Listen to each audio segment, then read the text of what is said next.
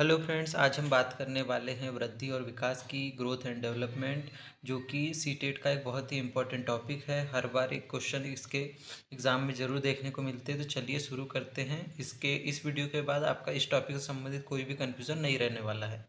चलिए शुरू करते हैं।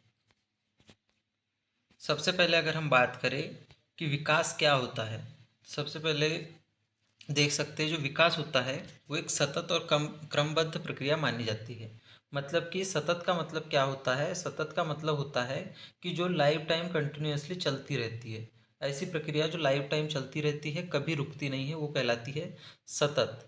और क्रमबद्ध का मतलब होता है जो एक प्रॉपर चरणों में होती है। जैसे आप देख सकते हैं, पहले एक बच्चा छोटा होता है, फिर वो क्या होता है, रेंगना सीखता है, फिर वो खड़ा होना सीखता है। उसके बाद धीरे धीरे वो बड़ा होता जाता है। मतलब कि इसकी जो ऊंचाई बढ़ रही है, इसकी जो गति बढ़ रही है, वो एक क्रम से बढ़ रही है। ऐसा नहीं होगा कि बच्चा आज पैदा हुआ और अचानक से दौड़ने लग गया, या फिर आज बच्चे की हाइट 2 फीट थी और अचानक 3 दिन में उसकी हाइट 10 फीट हो गई या 5 फीट हो गई।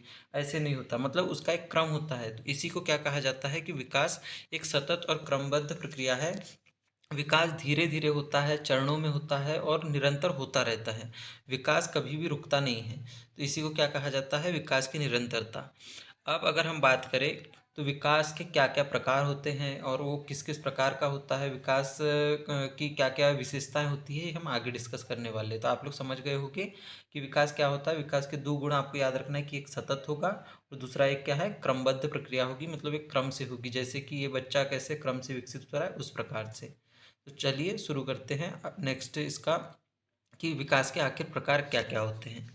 तो अगर हम बात करें तो आप एनसीईआरटी के अगर पॉइंट ऑफ व्यू से देखें तो विकास के मुख्यतः 4 प्रकार माने जाते हैं। कई कई जगह पर इनको 5 लिखा जाता है, लेकिन अगर आपको एग्जाम में पूछे तो आपको ये 4 ही टिक करने हैं। कि अगर कभी आपसे पूछे कि विकास के कितने प्रकार होते हैं तो 4 आपको टिक करना है, ठीक है। तो विकास के 4 प्रकार कौन कौन से होते हैं? सबसे पहला होता है संज्ञानात्मक विकास, सेकंड होता है सामाजिक विकास, थर्ड होता है शारीरिक विकास और फोर्थ होता है संवेगात्मक विकास। अब एक एक करके डिस्कस करते हैं कि आखिर ये होते क्या हैं। तो अगर हम बात करें सबसे पहले संज्ञानात्मक विकास की, तो संज्ञानात्मक विकास मुख्यतः संबंधित होता है हमारे ब्रेन से। मतलब कि हम जो ज्ञान का निर्माण करेंगे, हम जो सोचेंगे समझेंगे निर्णय लेंगे, ये सब जो चीज़ें होती है वो संज्ञानात्मक विकास से संबंधित होती है। जैसे मान के चलिए कि अगर आप एक छोटे बच्चे को 10th का मैथ से सॉल्व करने देंगे तो क्या वो कर पाएगा? क्या नहीं कर पाएगा, क्योंकि अभी बच्चे का उतना संज्ञानात्मक विकास नहीं हुआ है कि वो उस स्टेज के क्वेश्चन को सॉल्व कर सके। तो इसी प्रकार से मतलब कि बच्चे का जो विकास होता है, संज्ञानात्मक विकास एक क्रम से होता है। सबसे पहले छोटे बच्चे का संज्ञान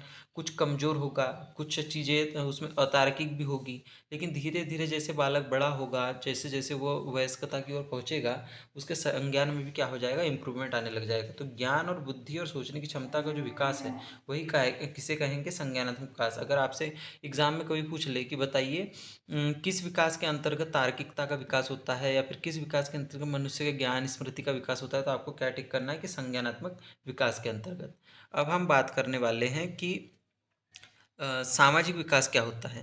तो सबसे पहले अगर हम बात करें सामाजिक विकास की, तो सामाजिक विकास में ये होता है कि हम समाज से कितने अच्छे तरीके से जुड़ने का गुण हमारे में डेवलप हो रहा है।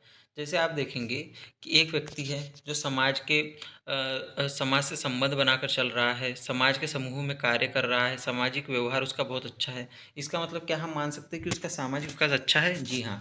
मतलब कि अगर उसका सामाजिक विकास अच्छा हुआ है तो क्या करेगा, दूसरों के साथ मिलकर रहने की, दूसरों को समझने की उसमें क्षमता अच्छी होगी। कुछ बच्चे देखे हो कि आपने, जो थोड़े इंट्रोवर्ट होते हैं, जो समाज में निकलते नहीं हैं, उनको समाज में बोलने की क्षमता या फिर लोगों से डिस्कस करना अच्छे से नहीं आता। लेकिन कुछ लोग बड़े अच्छे से डिस्कस कर लेते हैं। तो इसका मतलब क्या है कि उनका सामाजिक विकास बहुत अच्छा हुआ है। और ये भी क्या होता है, समय के साथ होता है। लेकिन हम ये नहीं कह सकते कि अगर मान के चलिए धीरे धीरे बच्चा स्टेज इंप्रूव हो रही तो उसका सामाजिक विकास उतने ही गति से इंप्रूव होगा। कुछ लोगों में सामाजिक विकास बहुत अच्छा होगा, कुछ लोगों में सामाजिक विकास उससे कम होगा। अनुभव भी इसको बहुत ज़्यादा प्रभावित करेंगे। अब हम बात करते हैं कि बच्चे का शारीरिक विकास क्या होता है। तो अगर हम शारीरिक विकास की बात करें तो सिंपल सी बात है, शारीरिक विकास में क्या आ रहा है कि शरीर, मतलब कि बच्चे का शरीर कैसे विकसित हो रहा है। बच्चे में जो शरीर की वृद्धि हो रही है, या फिर उसके स्वास्थ्य में वृद्धि हो रही है, उसके संतुलन में वृद्धि। जैसे अगर आप एक छोटे बच्चे को बोल के देखिए कि चलो एक काम करो, ये 5 किलो का डंबल उठा लो या फिर ये 5 किलो का ईंट उठा लो, तो क्या उठा पाएगा? क्या नहीं उठा पाएगा। लेकिन अगर एक 15-20 साल का लड़का है तो वो उसको आराम से उठा लेगा। मतलब क्या है कि जो बच्चा जब बड़ा होगा तो उसके शरीर के अंगों में, उनके कार्य क्षमता में सुधार होगा, उसकी ताकत में, उसके संतुलन में, शारीरिक कौशल में सुधार होगा। एक 15-20 साल का बच्चा अच्छे से फुटबॉल खेल सकेगा, जबकि एक 5-6 साल का बच्चा उतना अच्छे से नहीं खेल सकेगा, क्योंकि फुटबॉल भी उसको हेवी लगेगी, क्योंकि अभी उसकी उतनी मसल्स डेवलप नहीं हुई है, उसके शरीर की उतनी अभी वृद्धि नहीं हुई है। अगर हम बात करें कि अब चौथा सिद्धांत जो बच जाता है वो है संज्ञानात्मक संवेगात्मक सिद्धांत। ठीक है, तो इसको इमोशनल डेवलपमेंट भी कहा जाता है। तो इमोशनल डेवलपमेंट मतलब कि बच्चे के इमोशन कितने अच्छे हैं, कि कोई बच्चा है वो इमोशनली अपने आप को कितने अच्छे तरीके से समझ पाता है।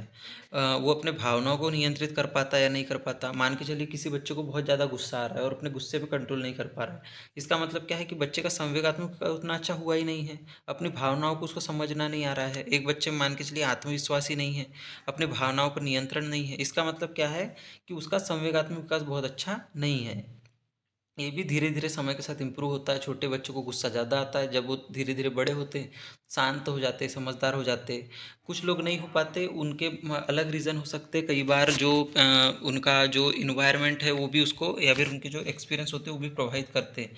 लेकिन जैसे जैसे स्टेज बढ़ती है बच्चों का संवेगात्मक विकास भी बढ़ता जाता है। मतलब कि संवेगात्मक विकास कोई पूछे तो अपनी भावनाओं को समझने और उनको नियंत्रित करने की क्षमता का जो विकास है वही संवेगात्मक विकास है। तो आप लोग समझ गए होंगे ये पूरी 4 स्टेजेस को। जो संज्ञानात्मक विकास है वो आपके ब्रेन से संबंधित होता है। संज्ञानात्मक विकास जो होता है वो आपके ब्रेन से संबंधित होगा। इसमें आपके सोचने समझने की शक्ति डेवलप होगी। सामाजिक विकास, आप समाज में कितने अच्छे से बोलचाल कर पा रहे हैं, कितने अच्छे संबंध बना पा रहे हैं, उन सब से संबंधित होगा। शारीरिक विकास, आप कितना अच्छा आपका शरीर है, आपकी ताकत है, आपकी इम्यूनिटी है, उस पर डिपेंड करेगा। और संवेगात्मक विकास अपनी भावनाओं को किस तरीके से आप पहचानते हैं, नियंत्रित करते हैं, उनको समझते हैं, उस पर डिपेंड करेगा। तो आपको चारों विकास समझ आ गए होंगे। आपको बता देता हूँ कि आपको कैसे एग्जाम पॉइंट ऑफ व्यू से इसको याद रखना है। तो इसकी एक ट्रिक होती है, पी सी एस ई, ये शॉर्ट फॉर्म है, आपको याद रखना है। इसमें पी का मतलब क्या होगा? Physical development. सी का मतलब क्या होगा? Cognitive development. एस का मतलब क्या होगा? Social development. और ई का मतलब क्या होगा? Emotional development. तो आपको ये चारों चीज़ें याद रखनी, P C S E. P C S E जैसे मैंने आपके सामने लिख दिया है। ठीक है, चलिए अब आगे बढ़ते हैं। अब हम बात करेंगे कि विकास की क्या क्या विशेषताएं होंगी, विकास कैसे कैसे हमको इफेक्ट करेगा। जो बच्चे, जिस बच्चे में विकास हो रहा है उनकी क्या क्या विशेषताएं होगी, इनके मुख्य पहलू हम डिस्कस करने वाले हैं। तो देखिए, सबसे पहले अगर हम बात करें तो विकास क्या है? एक सतत प्रक्रिया है। सतत का पहले भी अर्थ बताया था, जो कि जन्म से मृत्यु तक चलती है। मतलब कि जब एक माँ का गर्भाधान होता है तब से लेकर मृत्यु तक चलने वाली प्रक्रिया होती है विकास। एक बच्चे का जब बर्थ होगा, उसके बाद वो जब बच्चा बनेगा, उसके बाद जब वो वयस्क बनेगा, उसके बाद क्या होगा? प्रौढ़ बनेगा। तो ये पूरी जो प्रक्रिया होती है ये निरंतर चलती रहती है। ऐसा नहीं होगा ना कि कोई बच्चा 1 साल तक बच्चा रहा और उसके बाद वो कभी प्रौढ़ बना ही नहीं, मतलब बच्चा ही बना रह गया। तो ऐसा तो हो नहीं सकता। मतलब सतत चलने वाली प्रक्रिया निरंतर चलती रहेगी।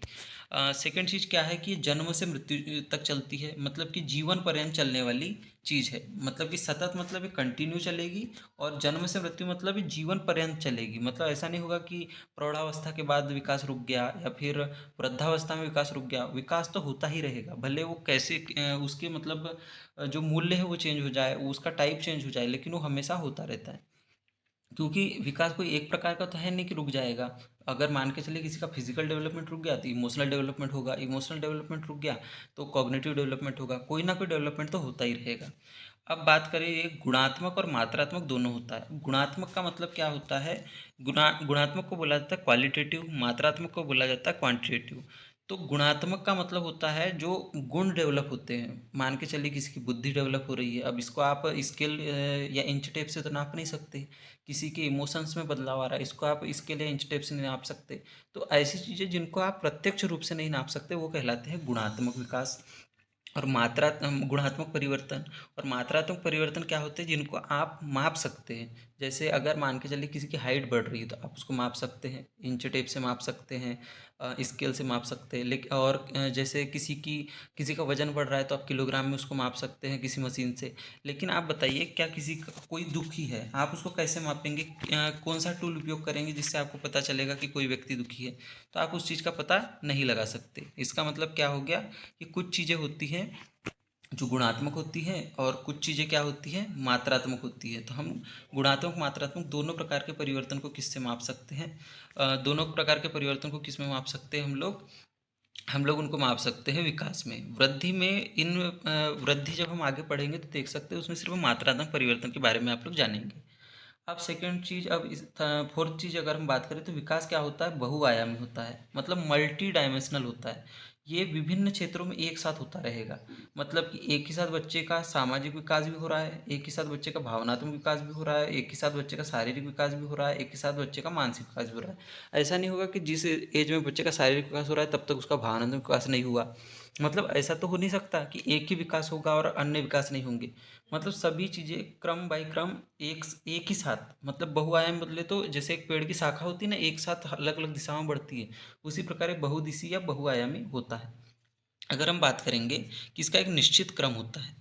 जैसे एक जो बीज होता है वो सबसे पहले क्या होगा कि एक छोटे से बीज में रहेगा, फिर पौधा बनेगा, पौधे के बाद वो थोड़ा सा बड़ा होगा, उसके बाद एक बड़ा वृक्ष बन जाएगा। उसी प्रकार जो विकास है उसका एक निश्चित क्रम होगा और क्रम का क्या करेगा, विकास पालन करेगा। सबसे बच्चा पहले शैशवावस्था में आएगा, उसके बाद थोड़ा सा बड़ा होगा, बालक बनेगा, बालक के बाद क्या होगा, किशोर बनेगा, किशोर के बाद वयस्क बनेगा, वयस्क के बाद प्रौढ़ बनेगा, प्रौढ़ के बाद वृद्ध बनेगा। मतलब एक क्रम का पालन करेंगे। और सब में एक व्यक्तिगत गति में भिन्नता हो सकती है, सभी बच्चों में विकास उसी गति से हो जरूरी नहीं। कुछ बच्चों में आपने देखा होगा जब दूध के दांत है जल्दी टूट जाते हैं, कुछ बच्चों में लेट टूटते हैं। इसका मतलब क्या दोनों, एक बच्चे में विकास हो रहा है दूसरे में नहीं हो रहा, ऐसा नहीं है। दोनों में विकास की गति भिन्न भिन्न है, विकास तो दोनों ही कर रहे हैं लेकिन बस गति भिन्न भिन्न है। जैसे कोई पेड़ होते हैं वो जल्दी बड़े हो जाते हैं, कोई पेड़ कम जल्दी बड़े होते हैं। मतलब दोनों विकास तो कर रहे हैं पर दोनों की अपनी अपनी गति भिन्न भिन्न है। तो आप विकास की विशेषताएं समझ गए होंगे। चलिए, अगर कोई कन्फ्यूज़न है तो आप कमेंट सेक्शन में भी लिख सकते हैं। अब बात करेंगे हम लोग वृद्धि की, कि आखिर वृद्धि क्या होती है। और विकास तो हमको समझ आ गया, कि अब समझना है कि वृद्धि आखिर क्या होगी, वृद्धि में क्या क्या पैटर्न होंगे, हमको ये बात करनी है। अगर हम बात करें, वृद्धि का अर्थ है बच्चे के शरीर, आकार, ऊंचाई, वजन, अंगों के आकार में होने वाला मात्रात्मक वृद्धि। मात्रात्मक परिवर्तन जैसे अभी हमने बात करी थी कि जिनको क्या होता है, मापा जा सकता है। तो क्या वृद्धि को मापा जा सकता है? जी हाँ, बिल्कुल। जैसे ये बच्चा देखिए, आप जिसको देख सकते हैं, ये माप रहा है कि इसकी हाइट कितनी है। अगर हम लोग इसके 5 साल, जब ये 3 साल का रहा होगा तब अगर हम इसकी हाइट मापते तो वो कुछ कम आती। अगर ये 10 साल, 12 साल, 15 साल का हो जाएगा तो इसकी हाइट कुछ अलग आएगी। मतलब क्या होगा, इसकी हाइट को, इसके वजन को, इसकी जो शारीरिक बनावट है, इसके अंगों का आकार है, इनको मापा जा सकता है। तो वृद्धि का ऐसा परिवर्तन है, वृद्धि एक मात्रात्मक प्रकार का परिवर्तन है। मतलब कि ये क्या होगा, ये मापा जा सकता है, ये गुणात्मक नहीं होती। लेकिन विकास क्या होगा, उसमें गुणात्मक भी होगा और मात्रात्मक होगा। ये एक अंतर आपको याद रखना है, ठीक है। अब हम बात करें कि इसमें क्या होगा, कौन कौन से परिवर्तन आएंगे। तो सबसे पहले ऊंचाई बढ़ना, ये किसके अंतर्गत आएगा, वृद्धि के अंतर्गत। वजन बढ़ना, हाथों पैरों का आकार बढ़ना, उसके अंगों का आकार बढ़ना, ये सब किसके अंतर्गत आएगा, ये आएगा वृद्धि के अंतर्गत।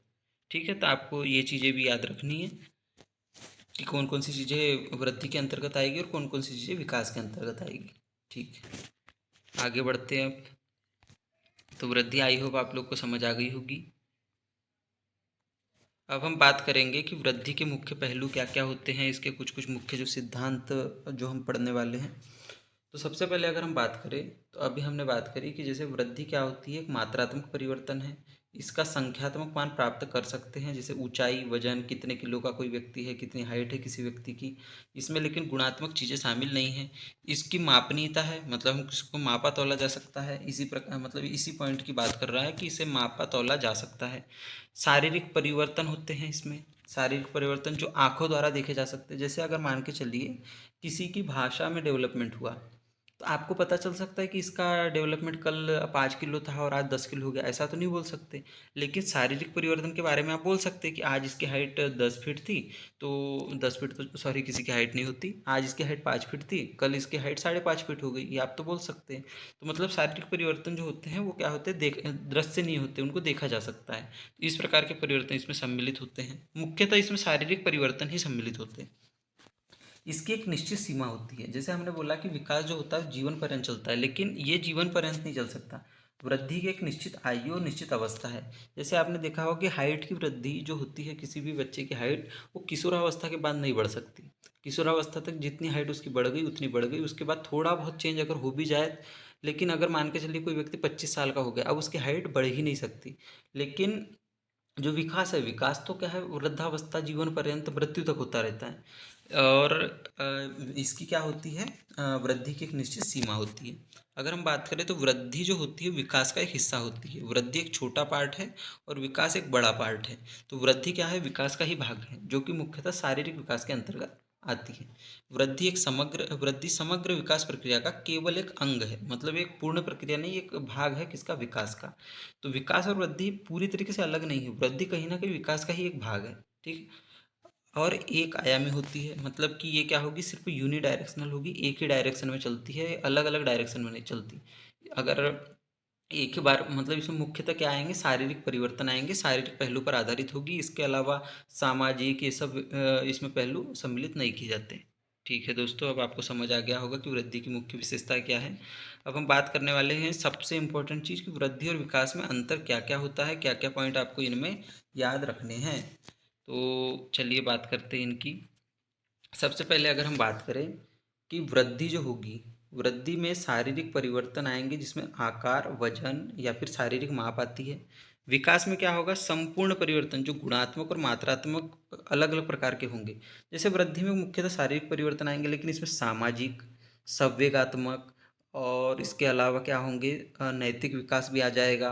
इसके अलावा इसमें क्या आ जाएगा, कॉग्निटिव डेवलपमेंट भी आ जाएगा। मतलब हर चीज़ों का डेवलपमेंट, जो हर चीज़ों का जो अंत परिवर्तन है वो इसके अंतर्गत आएगा, और इसमें केवल शारीरिक परिवर्तन आएगा। ठीक है।